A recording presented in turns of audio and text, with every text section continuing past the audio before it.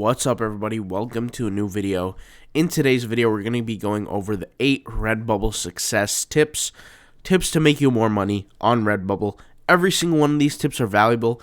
Obviously, as you guys know, yesterday I posted this video. The only problem was the audio was so messed up that I have to re-record it. I mean, it was hearable, but let's be honest, we want high quality stuff, so I'm remaking the video for you guys today. I completely apologize about that last video, and hopefully you guys can enjoy this video to its maximum potential. Now, in the video, we're going to be mentioning different links for other videos, because let's say I'll have a tip of like, do XYZ, and maybe there needs some contextualization to that, and I'll say, okay, go check out XYZ video. Those videos will be in the links in the description, alright guys? So let's go ahead and get started. So tip number 1, which I don't have them numbered, but let's just go ahead and continue anyway, is you want to enable offsite marketing on your Redbubble store. So Redbubble, within the settings section, you are allowed to enable offsite marketing. At one point in time, this was not a default setting, so you do want to go in your Redbubble store and just double check. And really what this feature is that if you enable it, Redbubble will essentially, they're taking your permission and they're asking you, hey, are you allowing us to go ahead and advertise your product on different platforms, on Google, on Facebook, on emails, etc. And this is essentially a way to do that. Now, something that I did hear about Google is that the government is currently, or Congress or whoever it is currently petitioning to take away Google shopping ads. So that might be something that might happen in the future. If that's the case, a lot of people's Redbubble sales are going to change. Now, obviously, that's not part of today's video, and it has nothing to do with today's video. I just thought I'd mention it because it is something that is on my mind. And when I say take away Google shopping ads, they're going to take away the images in the shopping ads because it creates an unfair advantage. But it's not that they want to take it away. It's about Congress and the government, and they don't allow things like that. So we'll see. We'll see what happens. I mean, only time will tell. But I know this was an issue that came up a few months ago, and maybe it might continue. So we'll see. But let's go ahead and continue here. Basically, like I said, there is a setting, and if you enable this setting, and the setting looks like this, it says Offsite Marketing. And if you need a video on this, I've made a full entire video. The link will be in the description on how to do this, where to find the setting, all that. It's like a 2-minute video or 3-minute video, something really short, guys. But basically, you're electing for your product to be advertised on different platforms, essentially offsite, right? Outside of Redbubble. And at the end of the day, the benefit of this is just more traffic, right? So nothing can hurt when you're getting more traffic, all right? Number 2, or, tip number 2, enable Redbubble Mail or Bubble Mail through email notifications. So you have a section on your settings that has Bubble Mail, and I can almost assume that you guys don't have this by default enabled. The reason why I know this is because I checked every single account of mine and it wasn't default enabled, so I had to go there and enable it. But there's a section here, especially if you have multiple accounts, you need this setting, okay? Your Bubble Mail, it's the 3rd one, okay? What happens is the more designs you create, the more attention you're going to get, and people are going to reach out to you on Redbubble. And what they're really going to want to do is they're going to want to ask you for customizations. They're going to want to ask you for different variations of a product. They're going to ask you, hey, do you have this? Do you have that? And they're going to want to communicate with you. And that could be a potential sale. So what you want to do is you want to enable Bubble Mail messages through email notifications, so that when you're on your email, you get a notification saying, hey, so-and-so messaged you through Redbubble. And what you're going to do is you're going to have multiple Redbubble accounts anyway. So when somebody messages you, or at least I do, and that's something that I always recommend, but at least when somebody messages you, you're going to be able to click on their message through email, and then you're going to be able to log into that specific account. And when you get that message, you log into that specific account, you'll be able to message them right back. I've noticed that this is important because I have gotten Bubble Mail requests before, like, hey, can you fix this, or can you do this? And I lost the sale because of it. And so if you answer people back really, really quickly, they'll get back to you really quickly and they'll purchase your product faster. So, Bubble Mail, especially if you have multiple accounts, obviously you can't be logged into all accounts at once. You can only be logged into one account at once, and it's hard to check every single one. So just enable the email notifications, and then it will go to your phone or it will go to your computer, whatever it is, where you get your email notifications. You check your email, it will say so-and-so messaged you through Bubble Mail. So that's really, really important. And that can literally help you, connect with the community, get that money, own your success, and make more money on Redbubble. All right, let's go to the next tip. Enable Google Analytics. So there's a few reasons why. But Google Analytics is a treasure trove of information. It's almost like the behind the scenes of who's visiting your shop on Redbubble. Now, I've been using Google Analytics for a long time because I like to do blogging, I like to create niche sites, I like to do things like that. But Google Analytics, it gives you a lot of insight on who's visiting your store, what time they're visiting, and what kind of country they're from as well. And you could actually utilize that as a benefit because you can see what products are selling the most, what products are getting the most attention. Something I'll say, and I was going to make a video on this separately, but something I'll say is, with Google Analytics, I saw that the products that I was promoting with the Redbubble, with the Instagram bots, after I stopped promoting those specific products, they were getting much, much more, like 7 to 8 times more traffic than the products that I never promoted through Instagram. And when I would get certain sales through Instagram, right, that would essentially boost me up in the ranking. And what it does is it validates your ideas. So I had an idea that the higher the conversion rate, the better, essentially the more traffic you're going to get. The more sales you get, the more traffic you get, right?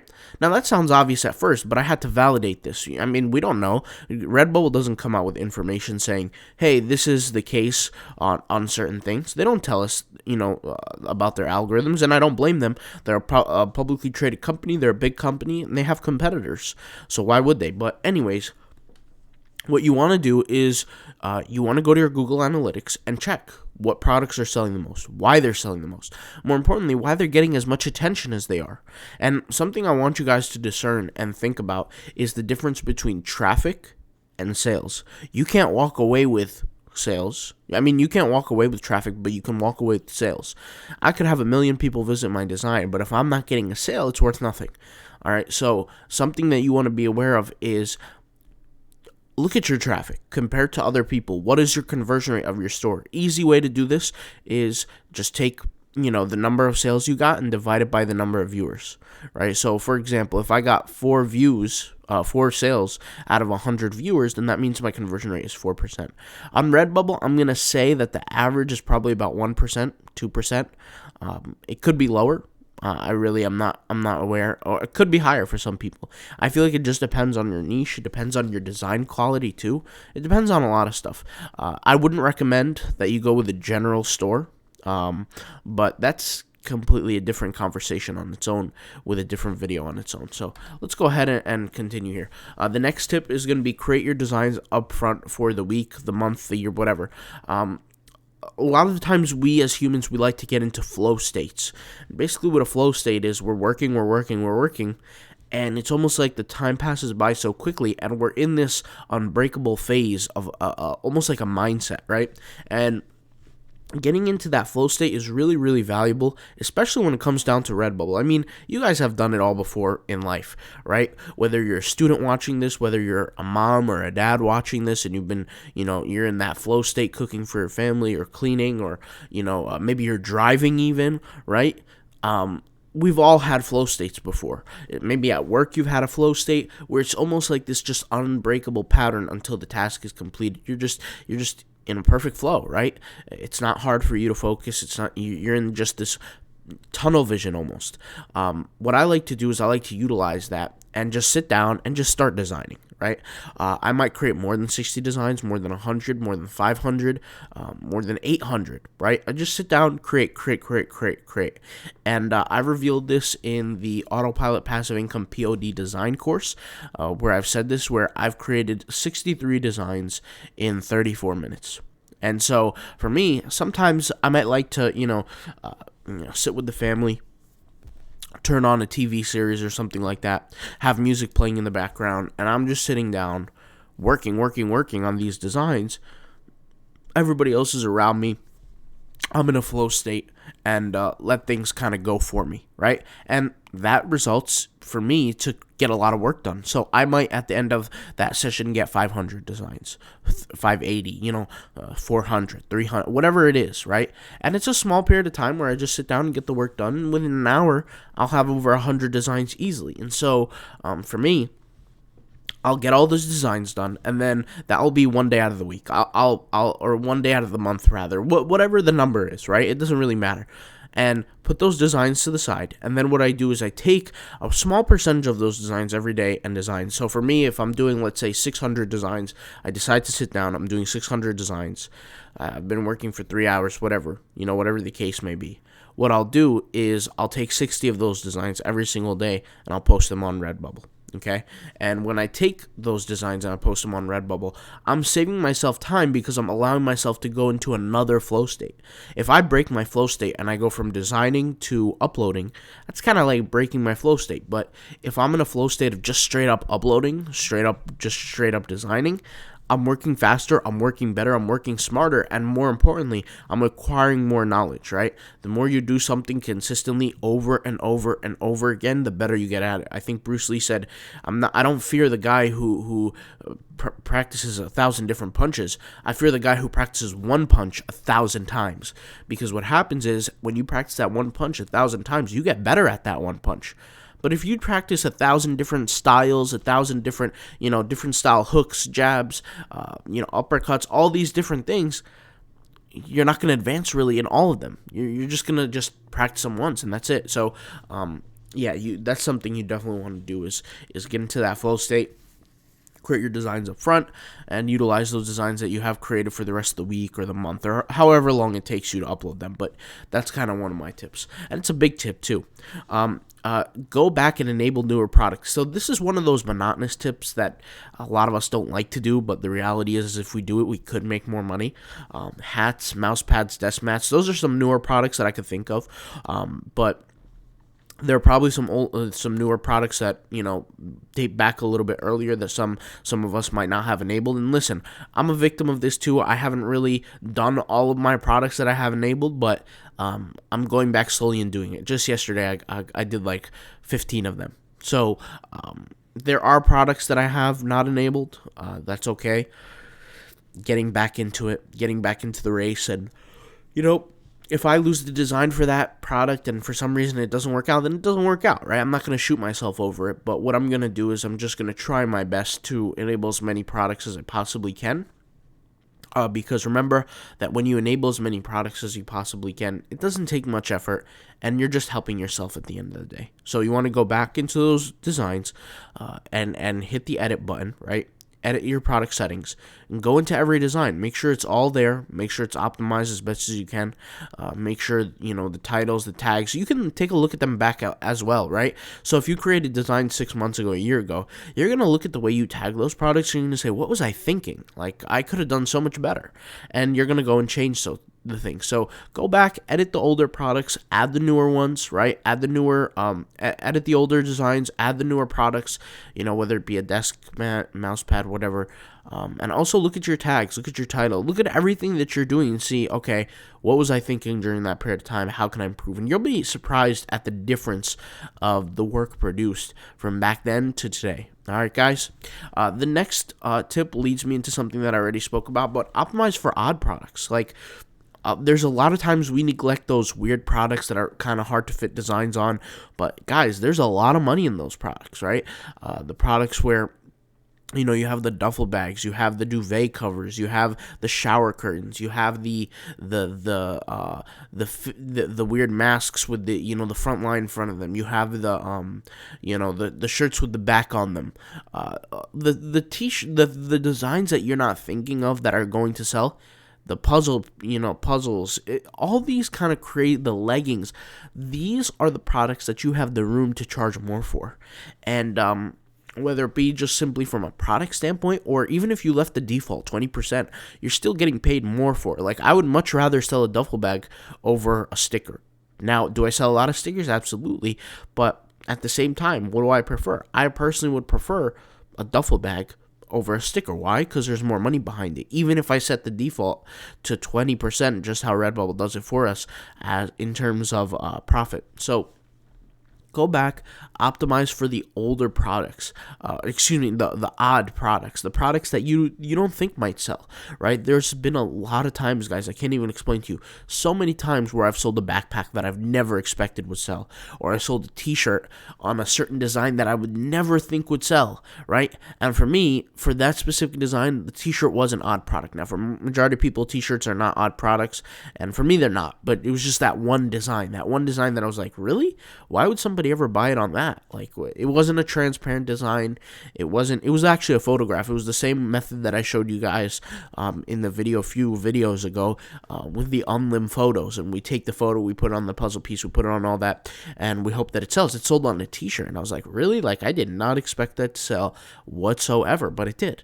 And so just because you have a design that you don't think is going to work for all the products, just give it a shot. You're not hurting yourself. At the end of the day, you're trying to get the most bang for your buck when it comes down to your designs, all right? Let's move into the next tip, which is optimize your tags for sales and not visits. So I've spoken about this before earlier in the video, but I've seen a lot of people think that visits equal sales. It doesn't. Just because you get 1,000 visits, 100 visits, doesn't mean really anything. It's all about the money you take away.